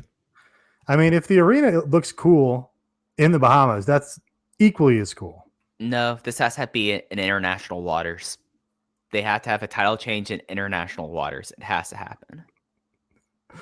I just want it to be on a ship. That's it. That's all. Dave was not sure about it, so he just left it there. But that's in play, I think. Okay. Well, here's what we know is going to happen. Jon Moxley is going to take on Pac for the number one contenders spot. Chris Jericho, Santana, and Ortiz taking on Jurassic Express. And SCU versus Kenny Omega and Hangman Page for the AEW World Tag Team titles. So that'll be on the show next week. A few news notes before we get out of here. So the big news from this week and just in the past couple of days is we found out that Turner has extended AEW's TV deal through 2023. And that's a 4-year deal worth $45 million annually. And TNT, apparently, according to Dave Meltzer, has an option for 2024 at an increased price, though we don't know what that increased price is. So a few notes on the deal. Turner will no longer be paying for AEW's production costs. So this turns out to about a $19 million per year bump from what they were getting previously. AEW does keep the previous ad split that they already had baked in, which if you recall, basically if they're over 500,000 viewers, they're making money on the ad split. I think it's $450. Okay. And as part of this deal, Turner has ordered a second AEW show. And based on comments from Kevin Riley, who's the chief content officer for HBO Max and the president of TNT, TBS, and True TV, that is basically going to be a version of AEW Dark. It is going to be a lot more focus on storylines and kind of building up characters. And he specifically said that they wanted it to be a place where they could plant up-and-coming talent. So it kind of sounds like they want to make it NXT for AEW on Dark. We don't know when that's going to start or on what night it's going to be. He even said it might not even be 52 weeks a year, but that looks like the broad strokes of the new Turner deal with AEW. So first off, the big things, the taking care of production costs. I did do a little bit of a tweet about this. What counts as production is, of course, rentals. So your arena rentals. I think technically that some companies count, since they count like everything day of, and then they count pay as it as well. So it's just coming out of their pocket. But I would expect, just because of how technological innovations in TV broadcasting have not changed that much since the big jump to 1080 HD, 4K, not really something that's going to be on the horizon. And they might have already bought 4K cameras just as a future proofing effect. So if they did so, that's super smart. But yeah, this is a win. I mean, it shows how much confidence they had. I mean, the original deal, to my impression, was only 2 years. So the fact that Riley wanted to get this communicated now, get it locked down, and already expand coverage, I do think that this is something that the big thing that is being launched in the next year with everyone is these new OTT services in the same line as Disney Plus, Apple Plus, and HBO Max. And HBO Max has put forth a lot of money so far. And I would not be surprised if, when they mention that it's going to be on air, I wouldn't be surprised if this other show might be an HBO Max play, and there might be something down the road, not immediately, but down the road, trying to loop them in there just because of how much money places are investing and they're trying to get viewership there. But yeah, this is cool. Maybe they go put Dark on Saturday afternoon / evening at 6:05. That'd be cool. Yeah, so the other important aspects of this, I think, are one, as Meltzer pointed out, this basically brings them into profitability immediately, and profitability for the near to medium term at this point, which is obviously the point of running a company, is to make money with it. So they succeeded in that regard. So congrats to the Cons for getting more rich. The other thing, though, that's advantageous to the viewers and to the fans really is it just sort of gives them the assurance that the product is here to stay for a time being. And if they invest their time in it, and if they start getting invested in the characters and the stories, they will be there to be paid off. Like, that's a dilemma that a lot of wrestlers have. It's hard to get invested in a jobber because they lose all the time. So the company's not going to do anything with them. So there's really no reason to root for them or whatever the case, because you can see that down the horizon. Same basic principle here. Now we know the show's not going to be canceled in 2 years. It's not going to be over at that point. So hopefully that attracts some more people to go, hey, this must be for real. It's going to be sticking around for the medium term. I'm going to give it a try. It's also in the same way a big sell for wrestlers, right? Of, is this a company that I can go to that's going to be there for the long term, especially if I turn down WWE in the process, maybe I burn a bridge. Is there going to be a company there for long enough? And Kevin Riley mentioned that in his comments, that I guess he's had talks with Tony Khan about them wanting to add additional talent. And he said part of the idea of this was to give them the room to be able to pay more people and, just let them know that they were invested for, as Nate said, the medium term. So the interesting thing to me here is that AEW jumped on this so quickly. It's a good bump, no doubt about that. It's nearly double what they were getting before. But is it them saying they're not confident it's going to grow a lot in the next 3 years? I think. Go ahead. I guess you could perceive it that way. I guess the favorable way to perceive it is this is more of a safety net where they know this is their baseline and they're going to make money, and any growth on top of that is all gravy, and they can continue to reinvest whatever benefits they get from that growth. So I guess that's the other side of the coin. I think that, if I'm correct, and I admit that I have not looked at this in a long time, but my belief was it was a 2-year contract for them with WarnerMedia initially.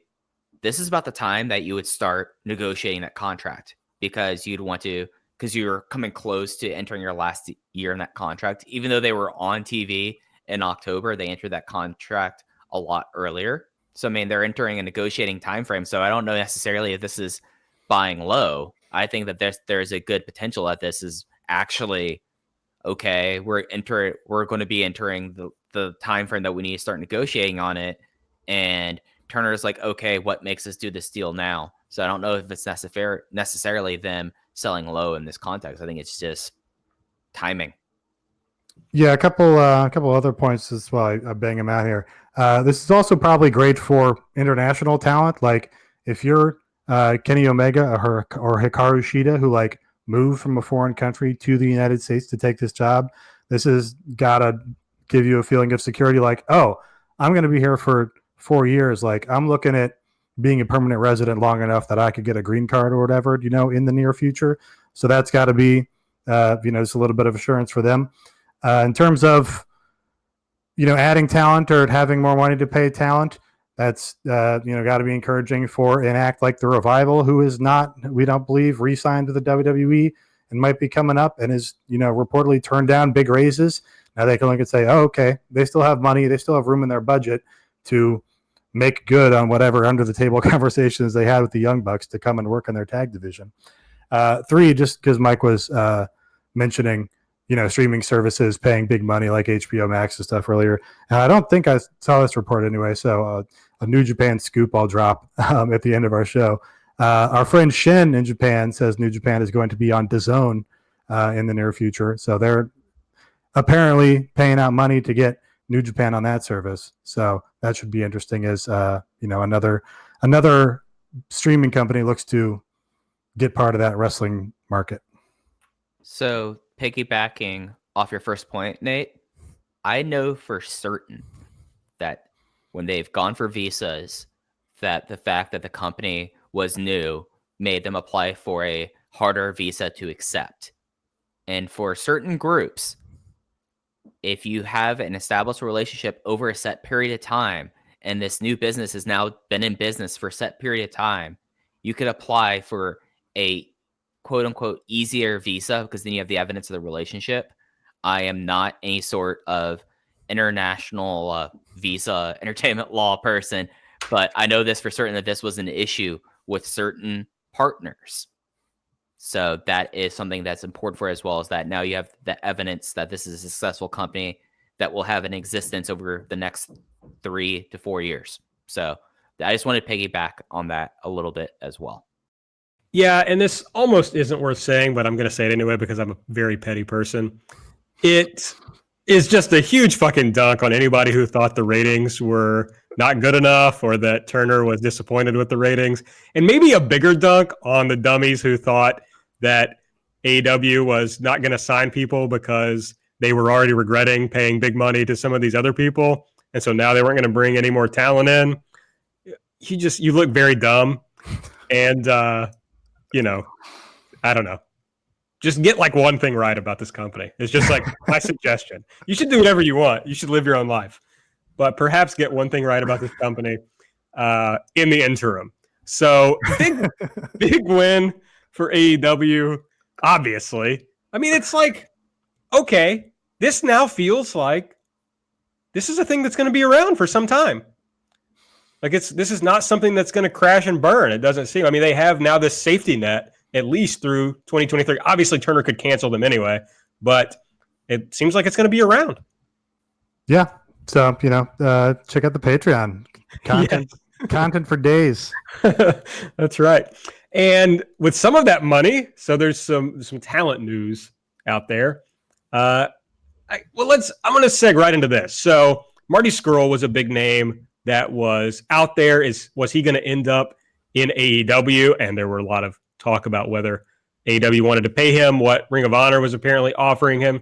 But it turned out, of course, that didn't have anything to do, it doesn't seem, with Marty's decision. He's decided to re-sign with Ring of Honor. But not only have they apparently paid him what I've heard referred to as WWE money, but they made him the head of the creative team in Ring of Honor. So obviously that might not have been something he could have gotten in AEW, but it's somewhere where he can flex his muscles, as apparently he might have some gifts creatively, or he at least thinks about things in an interesting way. So something he probably wanted to try out, and he gets to here. Yeah. So Dave said that he is not the head booker and he's just part of the booking team. But then Bully Ray said that he is the head booker. So, not positive which way that goes. But yeah, it's interesting because people expected that he would be an AEW guy because he was part of the Elite. He was never part of the, like in-ring little powwows where they were like, oh, we're sticking together in our next phase. Like he was not in the ring for those sort of big displays of unity that the Elite did at the time. So, maybe was never as guaranteed as people came to expect. But, from his perspective, I'm interested to see. Obviously, it makes great sense for him to take way less bumps and get way more money. Like, AEW, might not have had him working 40 shows. Maybe he's working 50 shows. It's not a great disparity of dates between the two companies.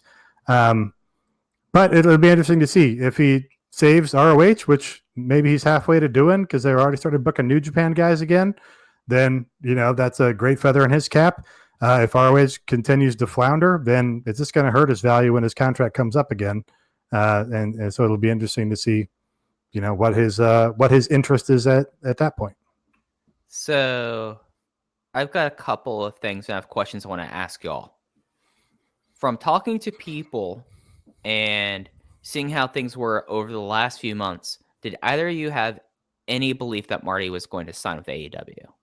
I thought it was in play. I know a lot of people, the sort of, I guess the scuttlebutt was that the WWE was a goal of his as a wrestler. Right. So people expected that he might be NXT bound or maybe main roster bound, but I don't think it was set in stone either way. And I think this proves that none of the most guessed at options turned out to be the correct one.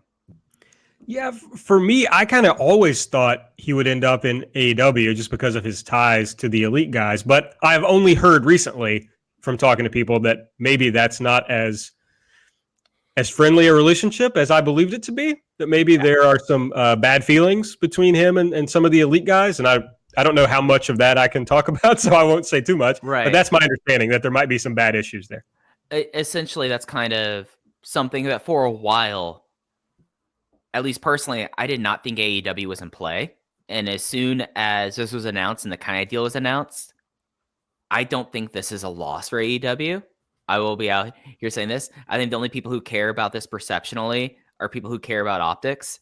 And let's call a spade here. Yeah. Optics don't matter. Like, it's just one of those things that it's one of those things that no one who is watching this promotion for the Elite is going to not watch the promotion because Marty Scurll is not there. Like, they already have the Elite fandom kind of pot committed at this point. And when you look at the money that was rumored to be signed for him, a lot of different options now that you have that off the table, and not having someone who, I guess a similar thing is if he came in and was EVP.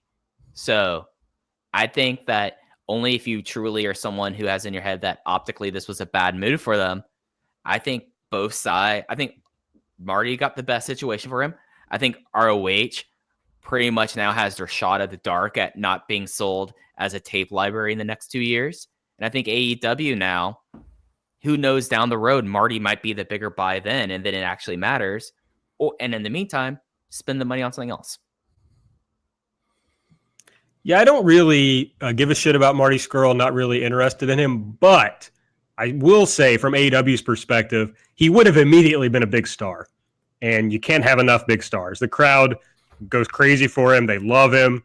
That audience loves him. And anytime you can have a wrestler that the audience goes crazy for, it can't help but filter through to the TV audience if they're not familiar with him. So I think that would have been good for him. I don't have any interest in watching him, so I'm glad he's not going to end up in AEW. But from his perspective, I don't think there's any way this is a loss for him, because even if ROH flounders, AEW is still going to exist when his contract runs out. So there's still going to be the WWE AEW kind of war as far as it goes for signing talent.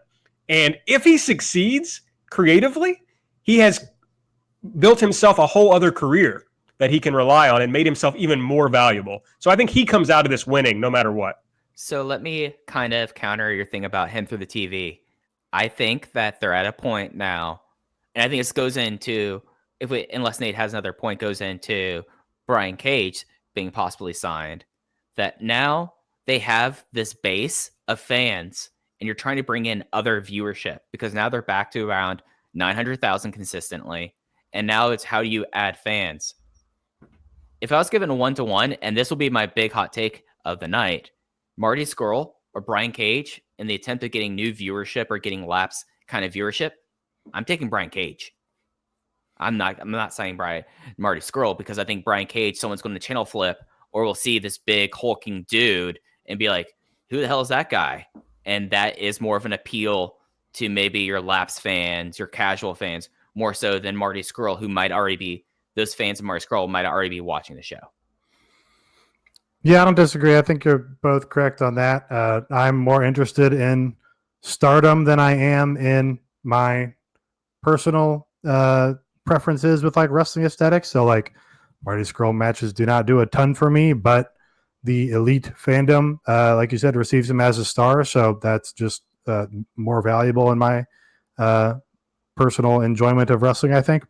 But yeah, I also, in terms of my personal aesthetics, I think I prefer to watch a Brian Cage match. The truth of the matter is I'm more interested in seeing what Flip Gordon does because I want to see Flip Gordon in AEW. Ooh. I want him to lead the AEW branch of Los Ingobernables. I think that's where the real money is. He's everything Marty is, except just funnier, and it would make more people mad. So we need Flip. Book Flip. I'll be mad for sure. For sure. You can count on me being mad if Flip Gordon comes in this promotion. I will come on this show and I will put over every Flip Gordon segment until you're just red in the face, and I will love every minute of it. I will try so hard not to be mad on audio, but I probably will be. The Brian Cage thing to me is like, I feel like I've seen every Brian Cage match at this point, but I know he did Lucha Underground, but working TV matches is different, especially on AEW, on like Turner, real television. So I could see them being able to maximize him, and he's at least something pretty different in the promotion. I mean, other than like Wardlow, he's even visually distinct from Wardlow in a not insignificant way. So yeah, would fill a more empty niche for this company than Marty Scurll would. Yes, I agree with that. Steve Bryant is the one who reported that AEW has signed Brian Cage. Melissa Santos refuted that report, but that's a classic wrestler spouse thing to do. So we'll see if he shows up. Taz has signed a multi-year deal with AEW. That was announced today. I don't know if they're going to do a 4-man booth or what they're going to do, but he was pretty good on the episode he was on. I think if he's motivated, then he'll be fine. Well, I don't think JR is doing dark, so at the least they've got a spot on the table to fill for dark. That's right. They've just been filtering wrestlers through with Excalibur to this point. And they're adding the second show, right? Dark is going to be like a real show now, so it would make even more sense for him to be, if he's willing to do this, like the B-team announcer. Right, and I think it's something that Taz, when he showed up, has been very fun. Like, he's someone that, like, a lot like how Dave Brown was last week. You could tell that he's not as old as Dave Brown, but he was someone who was having a good time. So I think that's good, and especially because it seems like that Golden Boy somehow was like being the fill-in for Tony Schiavone when Tony Schiavone had Georgia-related athletic events they had to broadcast. You're going to probably feel a little bit more comfortable with Taz there as an established commodity versus Golden Boy, and Golden Boy is someone who's very busy, and you can't always get that, whereas if you hire Taz, and you have Taz all the time. So I think this is good, and I think this does play into the idea of Dark now being a televised commodity that you can't, as sad and as much as I enjoyed him, you can't have Chuck Taylor out there in his and I think he had like an MB jersey on last time he was on there. You need to, for your network, it's an easier sell with someone who is a actual broadcaster. The last talent notes here, Dave Meltzer is reporting that Luke Harper becomes available in early February, so a few weeks from now. Matt Hardy in March and the Revival in April. I'm a little more down on the idea of bringing in Matt Hardy, but to be honest, Luke Harper would be the one of these three acts I would be most interested in. I don't really care about the Revival either, but I got a sense we're going to be seeing at least two, if not all of these acts in AEW pretty soon. His math is like a little clumsy because obviously Luke Harper has already been released, and Dave is referring here to when his non-compete is up, whereas Matt Hardy has not yet been released, but he would have had to be released by this point for his non-compete to be up in March. So, I think you can add 90 days onto those Matt Hardy Revival dates or whatever. But, that's what he said, so that's what I tweeted. But that's just if you get released, right? If your contract ends, this was the Jon Moxley thing, right? His contract expired, yeah. So he could walk right in. Yeah, that's correct. So now to me, I don't care about the Revival whatsoever. Mm-hmm. But I think it would be a big sign and by sign, I mean like a literal sign, to get the Revival for AEW, because it would show that buy-in from wrestlers around the who have an easy path to having big money in WWE, taking that leap and coming over to AEW. So I think it would be important to sign them, even if I don't care really to watch them wrestle. I mean, the Young Bucks feud would probably be really good. They've already been working it, on social media for like 2 or 3 years at this point, and the matches would probably be very strong. So I'd be interested in that at minimum. I have no fucking idea what they've been doing since like their one match with American Alpha. Yeah. But right. Yeah. I'm going to stay consistent. I think if you're going to pick one out of the four, but I think all four kind of make sense. Matt Hardy's the one you need to sign because that's the Lapsed fans one, and that's your growth area. And I think. Did you see the guy in our mentions today saying that AEW needs Matt Hardy? He'll double their viewership. I don't think that will happen. I was so tickled. I just have enough friends. I've talked to enough people who are casual wrestling fans, and I think that now that's your avenue of expansion, and that's why I felt like Brian Cage is a better signing than having Marty Scurll. And I've already unleashed some hot takes tonight, so I'm okay with unleashing this one. That I think Matt Hardy is the one you absolutely need to sign out of those four, because that's how you're going to further solidify and have growth, so that you have people already watching your products like, oh, what's Matt Hardy going to do? And I'll admit that when he was last in TNA, it was the worst ratings and the worst time period of TNA's career before like the most recent worst time of their career. But I think Matt Hardy's that. I think Luke Harper is the person I think is most interesting in this promotion. And as y'all said, the Revival, it's good as an optics thing, even though I hate the idea of optics. The real, I think, key or the real genius of signing Matt Hardy is he instantly solves whatever your Dark Order problem is. Like, you put him with the Dark Order and they can go in a super weird and wacky direction, or they can go, closer to the direction they've been going with the, Scientology boardroom cult thing. And Matt Hardy will make the audience invested and make it work one way or the other, just from the equity he's built up over his, 30, 40-year career or whatever. I just think you start to be in real danger of TNAing yourself by bringing in all these guys from WWE who aren't. It's not like Jon Moxley, who's in the prime of his career, So that's a concern to me. And I don't think there's big growth in lapsed fans, to be honest. I don't think that exists. I think it's something they're chasing that isn't out there to be had. I think the people. This was my big thing about Diamond Dallas Page. The people in the audience loved it because they were watching Diamond Dallas Page and WCW. I don't think most people watching on TV give a shit about Diamond Dallas Page. I don't think they give a shit about Matt Hardy. I don't think he's going to bring in substantial audience or maintain substantial audience. So, and he's going to require big money. So to me, it's just not something I'm interested in at all. I don't know if he would require that much, because they might not be buying him exclusively or paying him exclusively.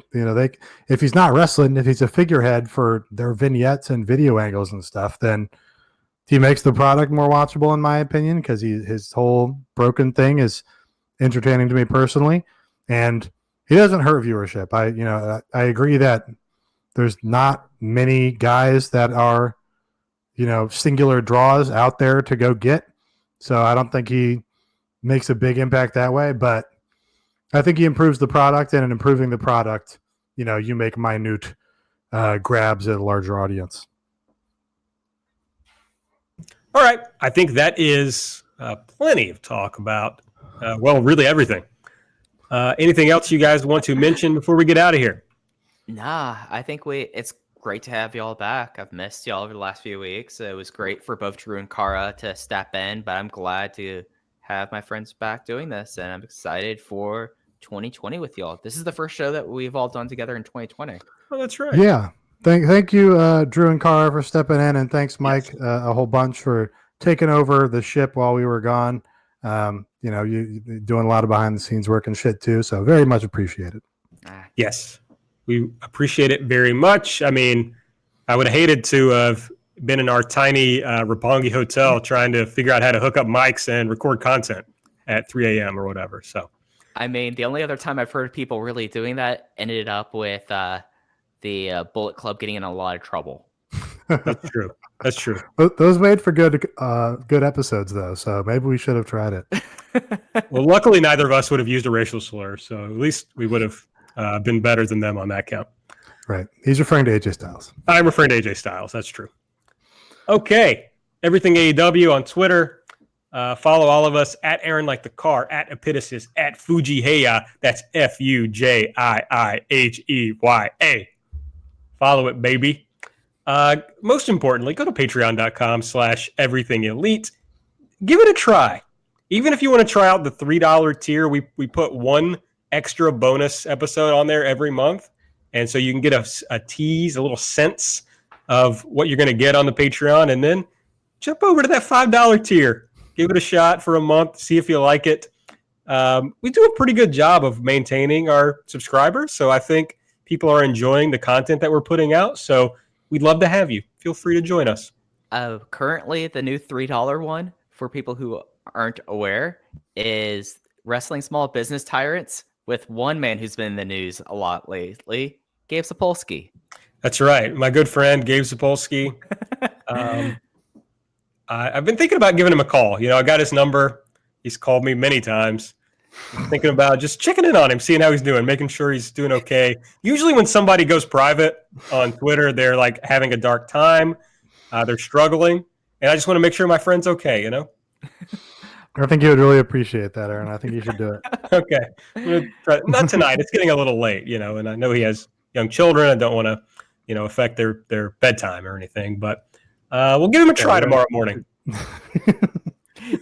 Just send a text that says, "Hey, how are you, baby?" And that's it. You up? All right. I think that's it. For Mike, for Nate, I'm Aaron.